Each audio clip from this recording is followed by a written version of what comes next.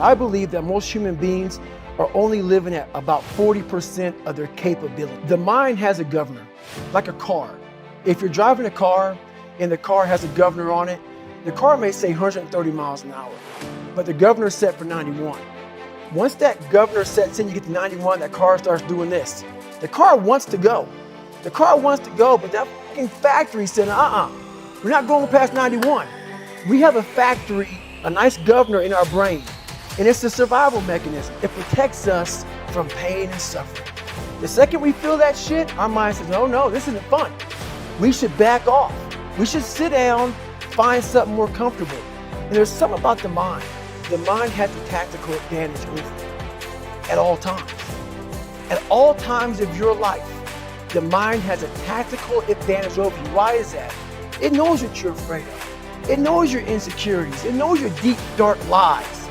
And it starts to push you away from that shit. It pushes you in a direction that is comfortable. The mind controls everything.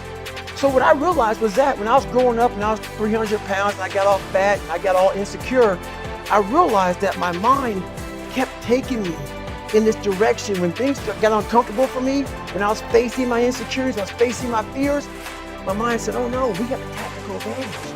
We need to get you, separate you from this feeling over your life. It's all about feelings. We want the happy feeling. We don't want that feeling of this sucks. Why am I here? And you don't have any, so you can't answer those questions, so you leave. I started realizing that if in that moment, you can answer those up questions and you are now in charge of your brain versus your brain ruling you, that's where all that stuff comes from. So the 40% rule is all of that. You get to 40%, your brain says, we're done. Let's roll, man. This is starting to get painful. This is uncomfortable. So you sit down. You have to figure out ways, and everybody's different. That's how the book kind of talks about, like we all have these things about, 5 steps to this and 4 steps to this. It's a lot more than that. That's all bullshit. It's a practice that you have to, it's a habit. So if you know that at 40%, I'm feeling pain. At 40% I'm feeling pain. That's where the 40% rule kicks in. Now it starts. Okay, I'm feeling pain. My mind's saying all this shit to me. It's saying, get out of here, run, flee. The fight or flight kicks in. Okay, we're done, we're not good enough. It starts telling you all these things. You start to believe it because the mind controls all.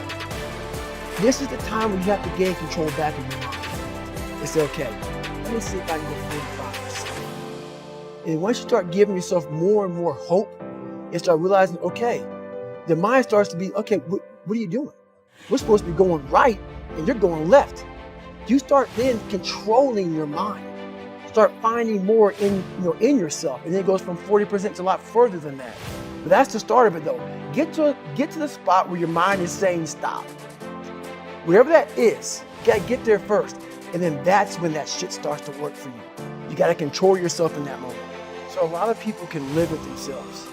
That's the first thing. A lot of people can live with themselves, look in the mirror and say, I'm okay with being afraid. I'm okay with going on this easy highway over here. The easy highway has all these fucking signs and shit, directions, how to get somewhere. And you have to first be uncomfortable with how you feel about yourself.